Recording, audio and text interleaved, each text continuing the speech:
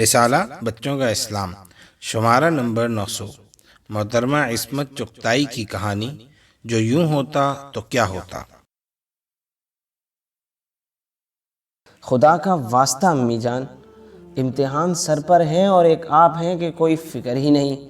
Digest پڑھ پڑھ کر وقت خراب کر رہی ہیں۔ گزشتہ سال بھی فیل ہوتے ہوتے بچی تھیں۔ اوہ بھائی بیکار ہمیں پریشان نہ کرو، اللہ اتنا اچھا ناول ہے کہ بس۔ امی جان نے ناول کا صفحہ پلٹ کر ایک ٹھنڈی آ بھری اور کروٹ لے کر سنی انسنی کر دی۔ یہ واہیات ڈائجسٹ پڑھ پڑھ کر جانتی ہیں آپ کے اخلاق پر کتنا برا اثر پڑے گا۔ ایسی ہی الٹی سیدھی کہانیاں پڑھ پڑھ کر نہ جانے کتنی امی جانیں گمراہ ہو گئیں۔ آپ کو کچھ امتحان کی بھی فکر کرنی چاہیے۔ میں تو آپ کے ہی بھلے کو کہتی ہوں، پڑھ لکھ کر ہی انسان بنتا ہے۔ بھاڑ میں جائے یہ امتحان، ٹیچر اتنا ہوم ورک دے دیتی ہیں کہ بھائی ہم سے تو ہوتا نہیں۔ امی جان نے غصے سے سر کھجاتے ہوئے کہا، توبہ ہے امی جان، کیا سر میں جوئیں پڑ گئی ہیں؟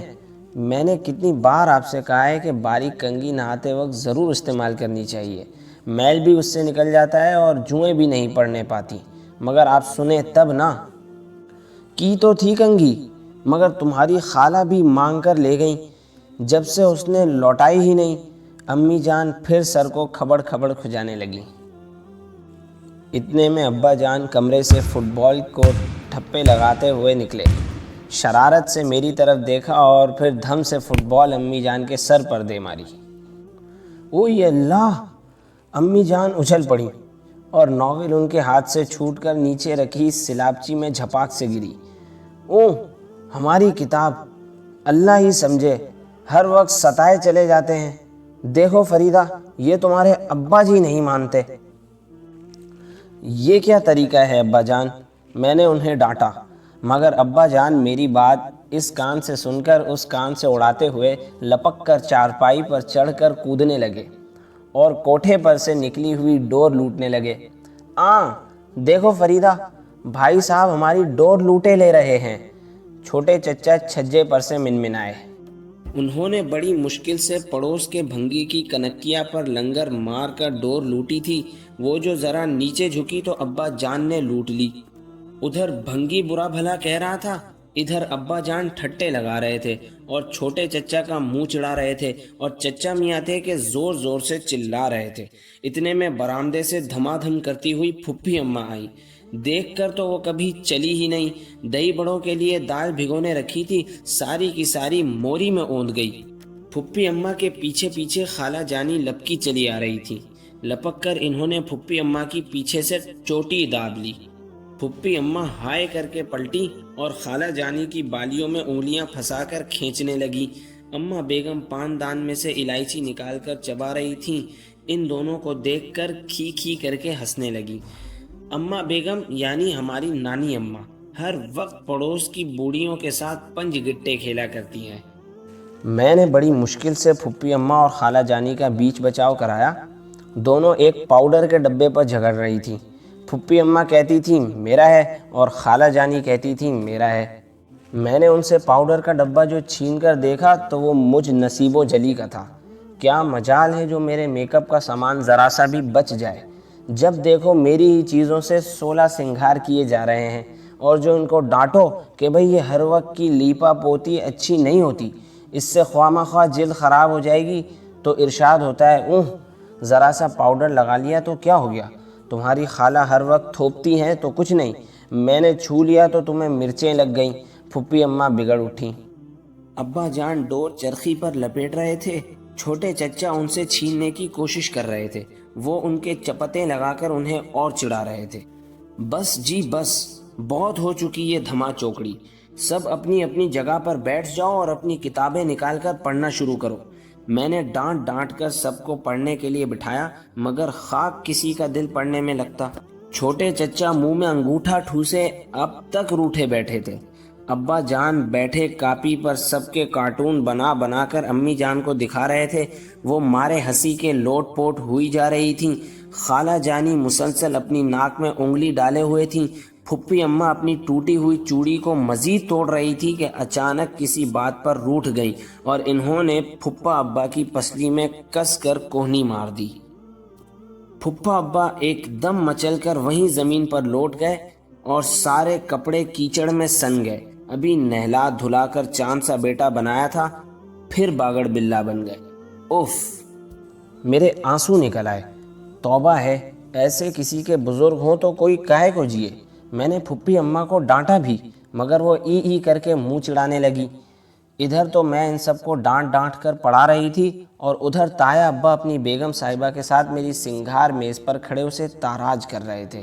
پہلے تو انہوں نے خوب ساری میری قیمتی کریم کونیوں تک لیپی، پھر سینٹ کی شیشی کھول کر خوب اپنے سالن بھرے گریبان پر چھڑکا، پھر 18 روپے والی لپسٹک کھول کر خوب اچھی طرح اپنے گالوں پر رگڑی، چوڑے چوڑے ہونٹ بنائے، پھر خوب سا کاجل لے کر آنکھوں میں جھونکا۔ اس کے بعد پاؤڈر کی چٹکیاں بھر بھر ایک دوسرے کے سر میں ڈالی۔ پھر بھی جی نہیں بھرا تو سارا سینٹ اپنی داڑھی پر انڈیل لیا۔ آہ! یہ خوشبو میری ایک سہیلی فرانس سے لائی تھی۔ میرا دل چاہا کہ اپنا سر پیٹ لوں اور کینچی لے کر اتنا ماروں کہ کھال اتر جائے، مگر ان کے بھولے بھولے منہ دیکھ کر مجھے ہنسی آ گئی۔ دونوں کو گھسیٹ کر غسل خانے میں لے گئی اور ان کا منہ دھلایا۔ تائی اماں مگر تھوڑی ہی دیر بعد لوٹے میں مٹھی بھر کے منجن ڈال اسے گھولنے لگی۔ ادھر تایا ابا کیوں چوکتے، انہوں نے بھی ولایتی صابن کی ٹکیا لے کر ٹب میں گرا دی اور پھر ٹکیا کو واپس نکالنے کی کوشش میں خود بھی غڑاپ سے ٹب میں گر گئے اور لگے گلا پھاڑ پھاڑ کے رونے۔ بڑی مشکل سے دونوں کو سنبھالا۔ لوگ کہتے ہیں مار سے بزرگ خود سر اور بہت ڈھیٹ ہو جاتے ہیں۔ میں ایک اچھی تعلیمی یافتہ اولاد ہوں، اس لیے جہاں تک بنا بہلا پھسلا کر کام نکالا۔ ادھر میں تایا ابا اور تائی اماں کی طرف لگی تھی کہ دھیان ہی نہ رہا اور نانا ابا نے میدان خالی دیکھ کر نعمت خانے پر دھاوا بول دیا۔ لوگوں کا کہنا ہے کہ ایک دن نانی جی نے مذاق میں ان کے ڈوئی اٹھا کر مار دی تھی، بس اسی دن سے انہیں ہوکے کی بیماری ہو گئی۔ سنا یہی ہے کہ ڈوئی مارنے سے ہوکے کی بیماری ہو جایا کرتی ہے۔ خیر اسی دن سے نانا ابا کھانے پر جٹ گئے، جو کچھ انہیں ملتا کھا جاتے۔ آنکھ بچی اور انہوں نے نعمت خانے پر حملہ کیا۔ اور تو اور ترکاری بن رہی ہے، ادھر آپ کچر کچر کچی ترکاریاں کھا رہے ہیں، اور کچھ نہ ملے تو پیڑ پر چڑھے کچی کیریاں، بیر اور املیاں ہی کھائے جائیں گے۔ آئے دن ان کا پیٹ خراب رہتا ہے، پچھاڑ پچھاڑ کر دوائیں پلائی جاتی ہیں، مگر وہ ایک نہیں سنتے۔ اس وقت بھی میرے چلانے کی پرواہ نہ کر کے وہ بڑے مزے سے چھوٹے چچا کا ڈبہ کھول کر بھر بھر چمچے خشک دودھ کے پھانکنے لگے۔ پھر مجھے دیکھ کر دونوں مٹھیوں میں شکر لے کر ہنستے ہوئے بھاگے۔ ابا جان اور امی جان کتابیں چھوڑ چھاڑ کر مزے سے مرغیوں کو سارے صحن میں دوڑاتے پھر رہے تھے۔ پھپھی اماں مزے سے الگنی میں جھول رہی تھیں اور خالہ جانی کے سارے نیپکن جو میں نے دھو کر سکھانے کے لیے دھوپ میں ڈالے تھے موری میں گرانے کے بعد کھی کھی ہنس رہی تھیں۔ بڑے ماموں جان مزے سے پلنگ پر لیٹے ہوا میں دونوں ٹانگیں اچھال کر سائیکل چلانے کی نقل کر رہے تھے، جبکہ بڑی ممانی پلنگ کے نیچے چھپی ہوئی پائے کے ساتھ ان کی قمیص کا دامن باندھ رہی تھیں۔ نانی اماں پنج گٹے کھیلنے میں اپنی پڑوسن کے ساتھ کچھ بے ایمانی کر کے نہایت ڈھٹائی سے ان سے لڑنے کی کوشش کر رہی تھیں۔ دیکھتے ہی دیکھتے دونوں گتھم گتھا ہو گئیں، خوب ادھم مچا رہی تھیں۔ بندریا، بیگم اماں کہہ رہی تھیں۔ پاگل، ان کی پڑوسن نے فیصلہ کیا۔ اللہ کرے مر جائے، تجھے طاعون سمیٹے۔ ہائے ہائے، یہ کیا بدتمیزی ہے؟ میں چلاتی رہ گئی، مگر وہ لڑتی لڑتی تختوں پر سے دھم سے نیچے گر پڑیں اور گلا پھاڑ پھاڑ کر رونے لگیں۔ میں نے دونوں کو چمکارا، حالانکہ میرا جی چاہ رہا تھا کہ دونوں کا کیما کر کے چیلوں اور کووں کو کھلا دوں۔ ٹافی اور چاکلیٹ دے کر دونوں کو بڑی مشکل سے چپ کرایا، ورنہ بھیجا ہلائے دے رہی تھیں۔ اسی وقت ابا جان کو نہ جانے کیا سوجھی کہ زور زور سے نظم پڑھنے لگے، ٹوئنکل ٹوئنکل لٹل اسٹار، اور پھر جیسے بھونچال آ گیا۔ سب کے سب بزرگ اونچی آواز میں نظمیں سنانے لگے۔ بڑے ماموں جان سائیکل چلانا بھول کر ایک دم کودنے لگے۔ تایا ابا اور تائی اماں نے اپنے بازو اچھالنے شروع کر دیے۔ پھپھا ابا بکرے کی طرح پھدکنے لگے۔ بیگم اماں جان اور ان کی سہیلی تخت پر چڑھ گئیں۔ میرا سر چکرانے لگا۔ معلوم ہوتا تھا جیسے گھر کی چھت اڑ گئی ہو اور زمین پھٹ گئی ہو، جس میں سے گرم گرم لاوا ابل کر میرے کانوں میں بھرنے لگا۔ زمین اور آسمان آپس میں گڈ مڈ ہو کر ٹوئنکل ٹوئنکل لٹل اسٹار کرنے لگے۔ بند کرو، خدا کے لیے بند کرو، ورنہ میں پاگل ہو جاؤں گی۔ یا اللہ میرے خدا! میں نے اپنے کانوں میں انگلیاں دے لی، مگر اس کے باوجود مجھے ایسا محسوس ہوا کہ طوفان کی گھن گرج اور زیادہ بڑھ گئی ہو اور کانوں کے پردے پھٹنے لگے۔ یا خدا رحم، میرے خدا مجھ پر رحم کر، میں نے بے بسی سے کہا اور پھر کانوں پر ہاتھ رکھے رکھے بے ساختہ کنویں کی منڈیر کی طرف لپکی۔ ایک وہی جائے امان دکھائی دی تھی۔ کسی نے میرے بھاگنے کی پرواہ نہ کی۔ امی جان اسی طرح تخت پر کود رہی تھیں، ابا جان گھوڑے کی طرح ہنہنا رہے تھے، میرے کانوں میں اونٹ بلبلا رہے تھے، گدھے دو لتیاں جھاڑ رہے تھے اور ہاتھی چنگھاڑ رہے تھے۔ ایک دم میں نے آنکھیں بند کی اور دھم سے کنویں میں کود پڑی۔ ارے بیٹا کیا ہوا؟ میں زمین پر اپنے پلنگ کے پاس گری پڑی تھی۔ کیا کوئی برا خواب دیکھ لیا ہے؟ امی جان نے مجھے پیار سے سہارا دے کر اٹھایا۔ اوہ شکر ہے خدا کا، خواب تھا۔ میں نے امی جان کے سینے سے لگ کر سوچا، اف اگر یہ خواب نہ ہوتا، حقیقت ہوتی تو۔ سامنے ابا جان بیٹھے اخبار پڑھ رہے تھے، چھوٹے ماموں کیاریوں میں پانی دے رہے تھے، نانی اماں اپنی پڑوسن کو بڑے تکلف سے پان بنا کر دے رہی تھیں، تائی اماں تایا ابا کو پلیٹ میں انگور لینے پر اصرار کر رہی تھیں۔ آپ بس 2 دانے چکھ لیجئے، اور وہ تکلف سے ٹال رہے تھے۔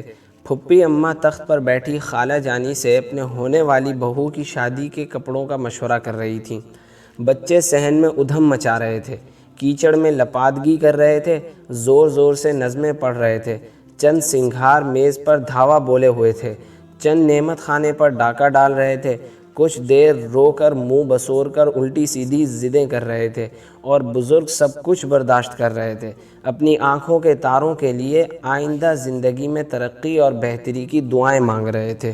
یا خدا، ان بزرگوں میں کتنی قوت برداشت ہے! یہ ہم لوگوں کا کیما کر کے چیلوں اور کووں کو نہیں کھلاتے، نہ کنویں میں کود کر خودکشی کرتے ہیں، ہنس ہنس کر ہماری خاطر دکھ جھیلتے ہیں، راتوں کی نیند گنواتے ہیں، ہماری تعلیم کا خرچ بڑے فخر سے برداشت کرتے ہیں، اور پھر ہمارے پیدا ہونے کی منتیں مانتے ہیں۔ کیوں؟ آخر کیوں؟ یہ ہمیں پیار کرنے پر کیوں مجبور ہیں، اور پھر اس مجبوری کو اپنی خوش نصیبی سمجھتے ہیں؟ اٹھو بیٹی، زمین پر پڑی ہو، کپڑے خراب ہو رہے ہیں، امی جان نے کہا۔ میں نے چاہا کہ حسب عادت مچل جاؤں اور ٹھنکنے لگوں، مگر میری ہمت نہ پڑی۔ جلدی سے اٹھ کر میں نے کپڑے جھاڑے اور منہ دھونے چلی گئی۔ تیسرے دن امی جان نے فکر مند ہو کر ابا جان سے کہا، دیکھیے تو فریدہ بڑی سست سست نظر آ رہی ہے، ذرا ڈاکٹر کو تو دکھائیے، خدا نہ کرے کہیں اس کی طبیعت تو خراب نہیں۔ ہائے میری پیاری امی جان، میں شرارت نہ کروں تو اسی بات پر پریشان ہو جاتی ہیں، مجھے کتنا چاہتی ہیں۔ میں نے خوشی سے بے قرار ہو کر ٹانگیں ہوا میں اچھالیں اور پلنگ پر کودنے لگی۔ بھیا نے میری چوٹی پکڑ کر گرا دیا، میں جھاڑ کانٹا بن کر ان سے لپٹ گئی اور ان کے سارے بال کھسوٹ لیے۔ پھر ہم دونوں آگے پیچھے سارے گھر میں دوڑتے طوفان مچانے لگے۔ اچھی بھلی تو ہے، اماں نے اطمینان کا سانس لیا اور رات کے کھانے کے لیے باورچی خانے میں چلی گئیں۔ تو دوستوں، امید ہے آپ کو کہانی پسند آئی ہوگی۔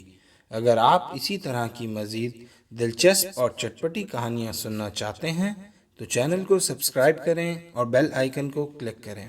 کمنٹ سیکشن میں اپنی قیمتی رائے سے ضرور آگاہ کریں۔ پھر ملتے ہیں اگلی کہانی میں۔